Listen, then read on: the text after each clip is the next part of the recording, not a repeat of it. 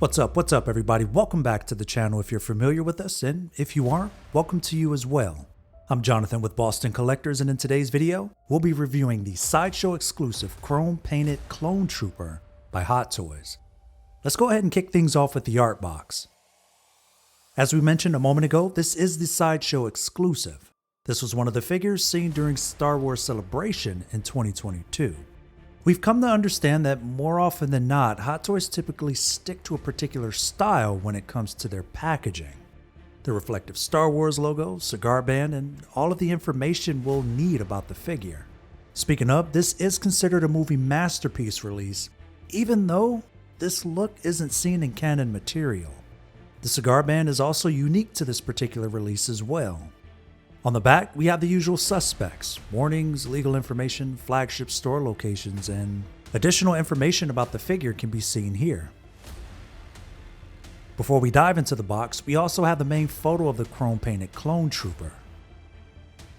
With the sticker, the reflective embossed logo, and cigar band all together, it really does look good. I'm a sucker for darker colors anyway, so they won me over with this one. Getting into it, we have an art card featuring two troopers, one wearing a Phase 2 helmet and the other wearing a Phase 1 helmet. I also like the lat gun ship in the back as well, although I wouldn't be ready to pay for that sticker price. On this channel, our goal is to help you figure out if these are pieces worth having in your collection through cinematic footage and unbiased opinions.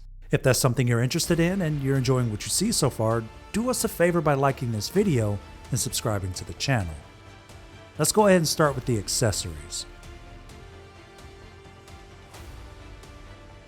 Out of the box, we have an expressive hand on the right, which could be used as a gesture or holding spare accessories if you happen to have any.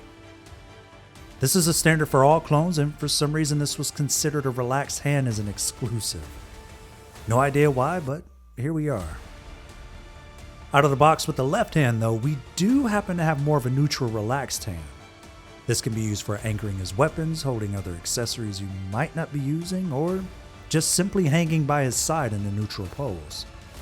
Either way, Hot Toys should consider applying the rule of 2 with their hand selection. Moving on. We do receive a pair of trigger hands, which is a plus. They're hard to work through at first, but after you've handled them a few times, it gets easier. Like I said before though, consider using other weapons that you might have stored away. I'm personally a fan of the pistols and the Death Watch rifle myself. Like the 501st release, Hot Toys gave us a few throwaway gesturing hands. If you do use these, then that's a major plus for you, but I feel as though we should have had a few more gestures than this. Maybe a pair of fists, a saluting hand, I don't know. Let us know what you think though down below. Are these enough for you? And if so, you're only given one of each and not a pair. Regardless of Sideshow's accessory description, we are not given a blaster pistol. However, we do receive a standard heavy blaster rifle and a blaster carbine. There isn't anything different about these for this release, so they're fairly standard. I think that's okay because the contrast is needed off of the shiny paint application though. As for the final accessory, we have the jetpack. Like the Clone Trooper, this is fully painted with a chrome satin sheen application. Sadly, the rocket is not moving and feels as if it's actually glued down. This release didn't include jetpack effects either, so hopefully you have an extra set lying around like I did. Another note, the thrusters aren't showing wear or bluing at the exhausts either. At least they gave us the magnetized jetpack, right? As for the final edition, we have a hexagonal design base. It's just a Clone Trooper. We have a rugged texture on top of the base featuring a reflective chrome appearance. It isn't the same paint application like the Chrome Trooper though. It really is a chrome reflection. As for the stand, we were given a crotch cradler and not a flight pole. I have to admit, while I don't like not having a flight pole, I think that choice was for the best. The paint is very fragile and we'll talk about that soon.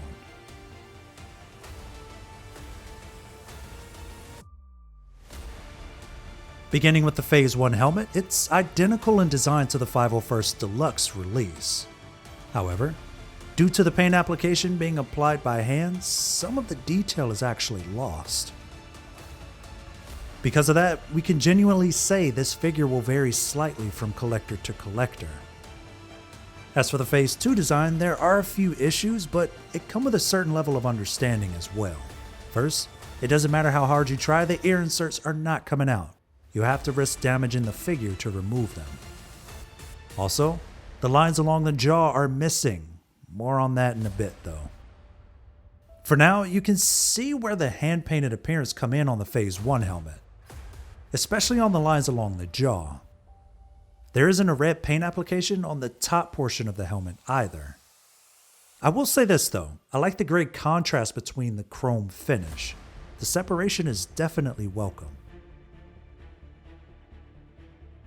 For the Phase 2 helmet, I can't say that I'm too upset with the lines missing on the jaw, if it's being applied by hand. However, we can't straddle the line of allowing inaccuracies when Hot Toys strive for film-accurate figures. And no, this isn't a canon appearance, but the foundation of the Clone Trooper design should remain the same across the board. If helmets aren't your thing, you can use portraits from previous releases.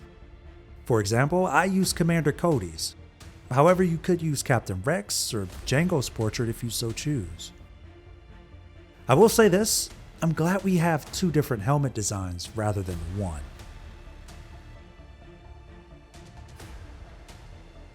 This release isn't perfect, and it does come with a lot of debris beneath the paint application. Considering this is the only thing making it an exclusive, you'd think it would be a bit better. My copy came with a sloppy clear layer on the thigh armor as well. It isn't clear to see here, but in hand it's an eyesore. Luckily enough, Sideshow was able to assist me by sending a spare thigh armor piece my way. Also, I noticed paint flaking on my table, and it came from posing, which I didn't really do a lot of. Keep an eye out for that and try to limit posing if this might upset you. The satin sheen-like chrome application is beautiful. I personally prefer it over the straight chrome reflective gloss myself. While the application is questionable, I do like the way it looked in the display cabinet. As for the overall body though, it's the exact same body we received with the Coruscant Guard. I prefer it and I'm glad to have it. So what does that mean exactly? Well, laterally we don't have ratchet joints restricting us while posing. That's what I didn't like about the 501st.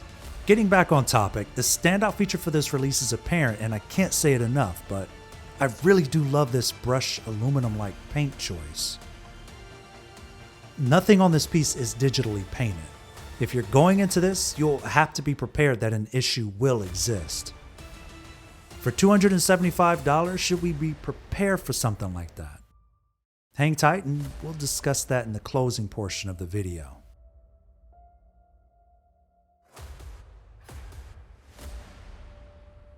To start, we have Count Dooku,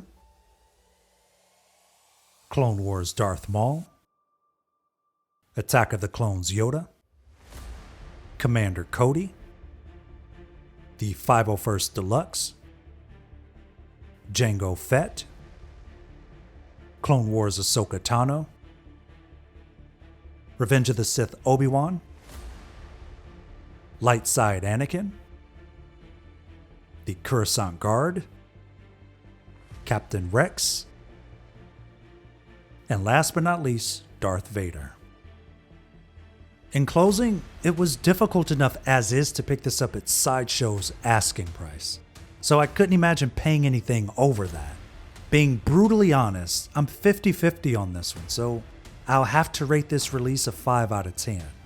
While I love having him in my collection, this felt more like a cash grab to people who adore clones. I'm not happy with the price tag, but I understand the hand-painted application is what drove up the asking price. However, it would have been a better release if we had at least a few more accessories in the box. On the positive side, the figure looks amazing next to Count Dooku if you have him in your display. It's all about storytelling and what these figures mean to you. As always, if you enjoyed today's video, don't forget to like and subscribe to our channel. Join our community Discord server and follow us over on Instagram. Regardless of our rating, if you like it, we love it. And as always, we'll catch you on the flippity flop.